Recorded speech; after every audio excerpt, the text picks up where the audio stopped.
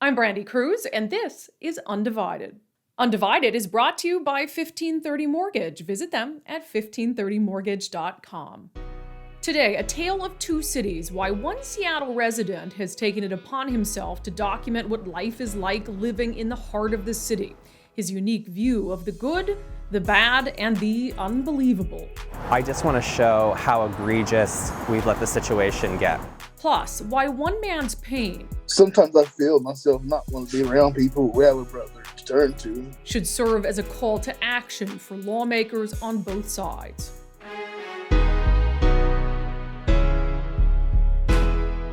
I'm Brandy Cruz. This is Undivided. Thanks for being here. We continue our coverage today of a controversial bill in Washington state that would ease punishments for drive-by shooters who kill. House Bill 1692 would remove drive-by shooting as an aggravating factor in first-degree murder cases. According to the bill's sponsors, this is being proposed in the name of racial equity. So, if the bill passes, those who shoot someone to death in a drive-by will no longer get an automatic sentence of life in prison. And the bill is retroactive, meaning those already serving life under the law could be resentenced. According to Democratic Representative Tara Simmons, a co-sponsor of the bill, there is only one person in the entire state currently serving life without parole for a drive-by. It is this man here, Kamonte Carter. He's serving his sentence at the Stafford Creek Corrections Center in Aberdeen, and he's been down now for more than 20 years. In responding to backlash over her proposed bill this past week, Tara Simmons released a statement that focused on the conviction of Kamonte Carter. I want to read that statement for you. Murder is a heinous crime which already carries a long and serious sentence. Retired judge and former state senator Mike Heavey, who was serving in the legislature when it added drive-by shootings to the list of aggravating elements in 1995, has since become a strong advocate for its repeal and brought this to my attention. Looking back, it's clear that it was targeted at gangs that were predominantly young and black. In the 27 years since its passage, this aggravating charge has only been used once to convict Kamonte Carter, a young black man who has since turned his life around by founding Teach, Taking Education and Creating History, to allow inmates to gain college credit by taking classes taught by other inmates. Teach has been credited by leaders of Washington's Department of Corrections with doing more to improve race relations in the state's prisons than any other program. Carter was just 11 years old when he fell into gang life and just 60 days past his 18th birthday when he committed his crime. If he had been standing outside of the vehicle at the time, he would have faced 240 to 320 months in prison. Instead, he was sentenced to life in prison with no opportunity for parole because of this law. I believe in a society that believes in the power of redemption. Murder is murder no matter where the bullet comes from, but locking young people up and throwing away the key is not the answer. To speak about this law without speaking about the only person it has ever been used on is to tell only part of the story. After offering us that statement, Representative Simmons' office told us she was not available for an interview, and they declined to answer any of the follow-up questions that I had, of which there were many. Now, had I been able to interview Representative Simmons about her proposal, my first question to her would have been very simple. Does she know the name of the person who Kamonte Carter killed? Remember, Simmons wrote in her statement, to speak about this law without speaking about the only person it has ever been used on is to tell only part of the story. And I agree. But to speak about this law without speaking about the victims is even worse. His name was Corey Pittman, by the way. He was 19 years old and home on summer break from Alabama State University when he was killed by Kamonte Carter in 1997. Corey wanted to be a lawyer. He cared about social justice issues. He went to Lincoln High School in Tacoma, and in his high school yearbook, on a page where students could write about their dreams and goals, Corey wrote, "Be active in my community and in the nation."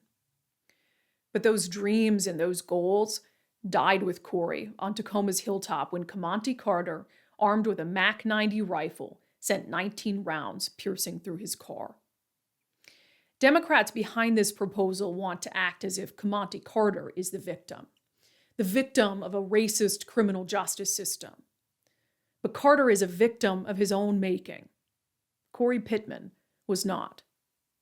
When the gang members involved in Corey's murder were prosecuted, his younger brother wrote a letter to the court. Here it is from July of 1998. The heartbreaking words of an 18-year-old who looked up to his big brother, who was completely and utterly lost without him. Damian Pittman wrote about not wanting to go on. He wrote about crying until he ran out of tears. Fast forward 20 years, and Damian is now 42. He and I spoke about the murder of his brother all those years ago and about the bill that could set his brother's killer free. Take me back to the late 1990s. Tell me about your brother, Corey.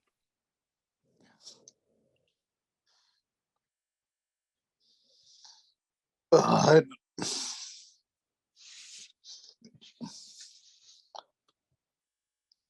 I'm sorry. Give me just a second. That's okay. Take all the time you need.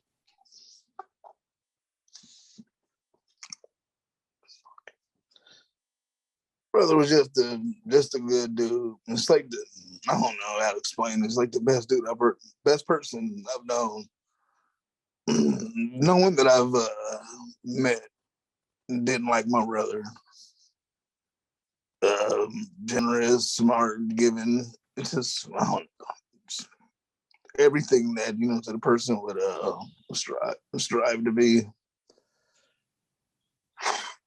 I don't really think it'd be this emotional this quick. Yeah. At that time, I sent you this earlier. You wrote to the court a what's called a victim impact statement. I don't suppose you'd feel comfortable reading it. Yeah, I can read that. Okay. When my brother was killed, I didn't just lose a brother. When my brother was killed, I lost a brother, my best friend, and a role model. It was just a phone call for some advice, asking to send me clothes, or just call and say I loved him. I knew that whatever hardships life brought on, as long as my brother was there, everything would work out fine.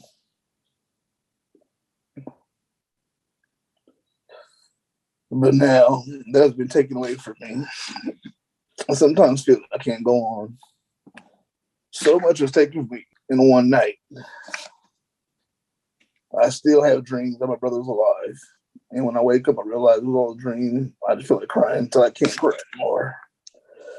Sometimes I feel myself not wanting to be around people who have a brother to turn to because it hurts me deeply. Just realizing I used to have what they have and I never will. Had that satisfaction of saying me and my brother again, unless I speak in the past tense. Words can't express the way I felt for my brother, nor can words express the deep feelings of hurt that I have been forced to carry with for the rest of my life.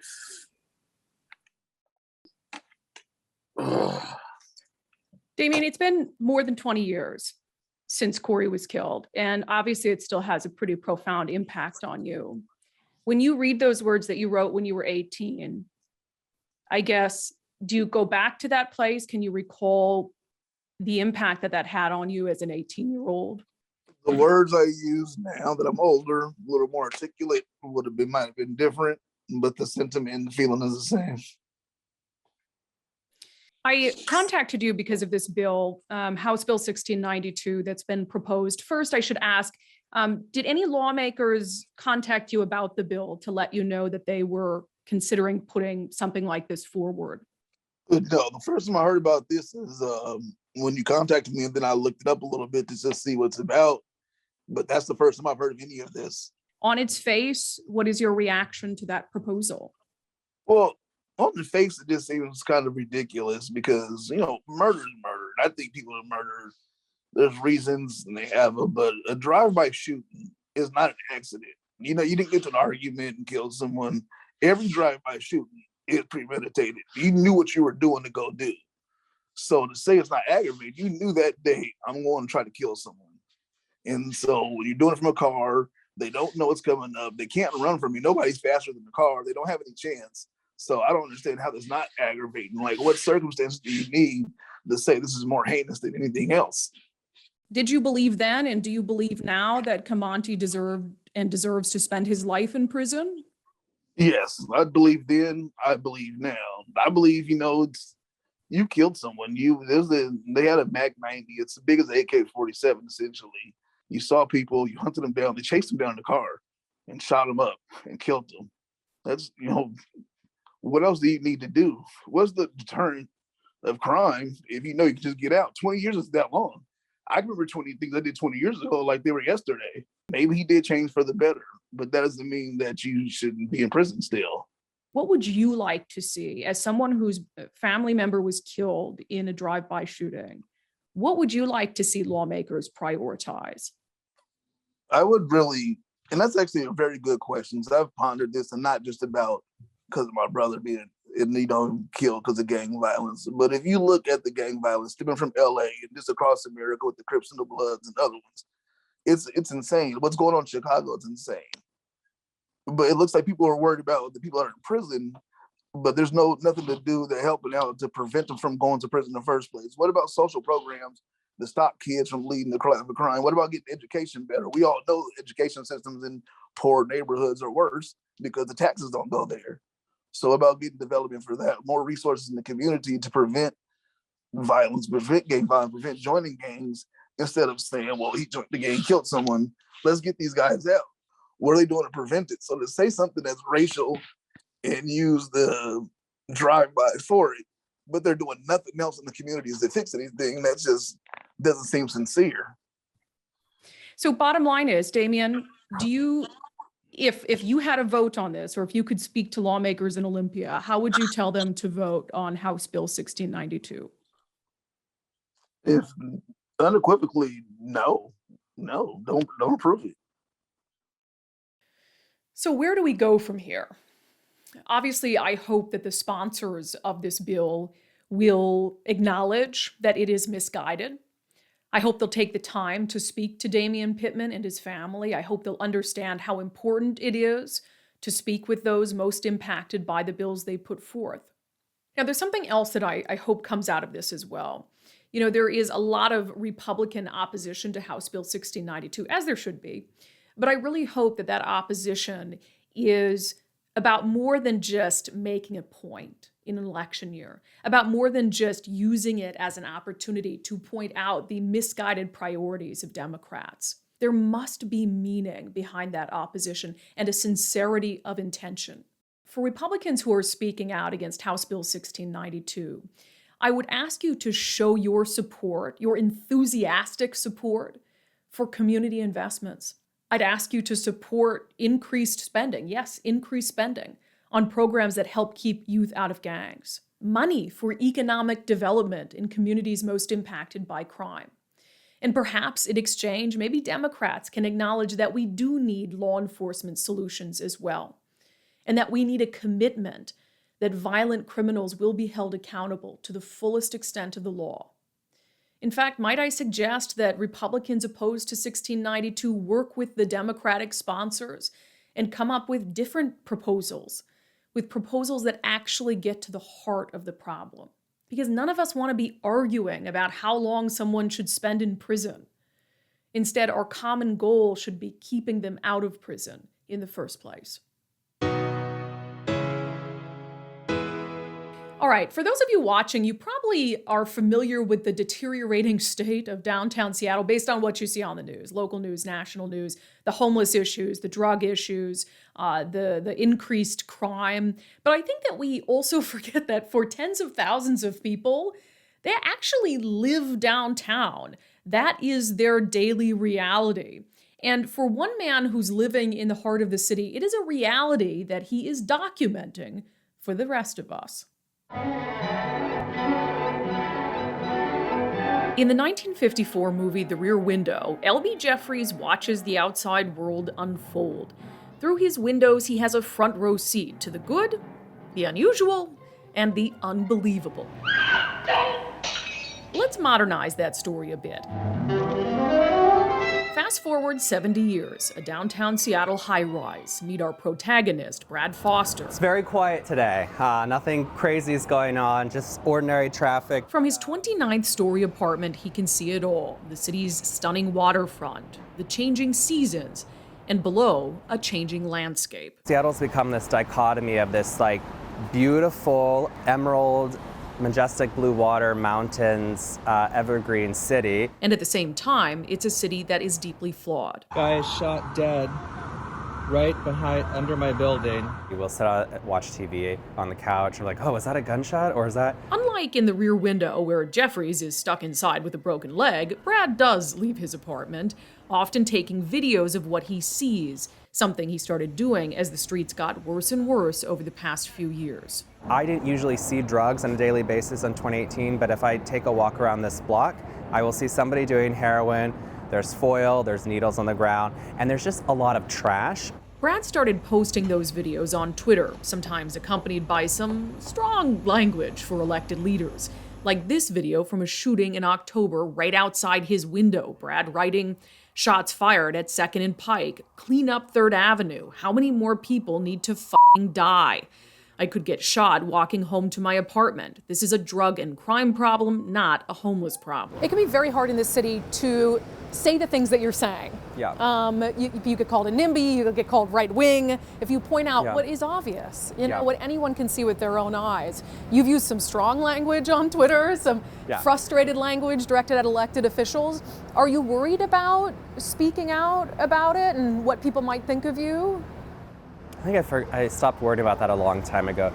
I think that there is, obviously, I think if I look back and look at some of the things I could say more tactfully or more politically correct, but I do think to a certain degree, if you're calling out what something is and saying like, hey, this is not a homeless crisis, this is a drug problem, and this is a problem that elected officials have allowed to go on, and these are the direct results. The direct results are increased crime, there are increased shootings, there are, it's theft, it's the closure of businesses, it's removing jobs out of the city that people relied on, and all of that impacts everybody, whether you're the one making the coffee, buying the coffee, or owning the coffee shop. It impacts everybody, and everybody should really care. Brad doesn't just complain on his keyboard. He's met with City Councilman Andrew Lewis and talks to business owners on his block. I'm more than willing to work with anybody in the city on this block. I will walk with you. I will spend time talking to people who are dealing with this because it just can be better. And Brad says he understands the optics, understands that some might dismiss the concerns of a white 31-year-old techie living in a downtown high-rise.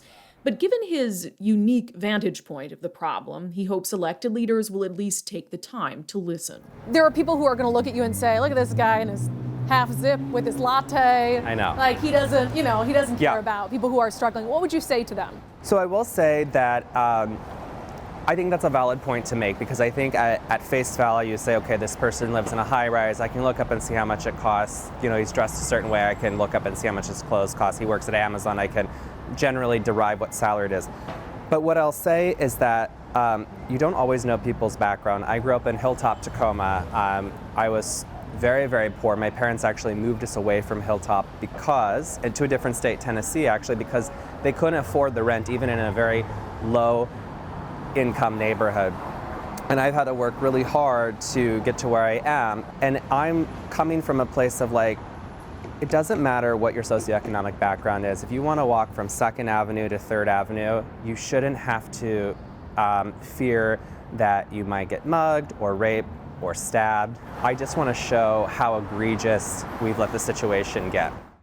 I gotta say, I really enjoyed meeting Brad Foster. It's nice to see people who not only care about the profound issues facing the city, but who are willing to speak up honestly about them. As I told Brad, it can be a really challenging thing to do in Seattle. You get labeled 10 different ways, but he doesn't care because he loves the city. He wants to see it get better. And so I know that there's more Brad Fosters out there. I think it's time to speak up, be vocal about the issues that we see, because as he so eloquently pointed out, they impact everyone down there, regardless of socioeconomic status. And we all benefit from the city living up to its full potential.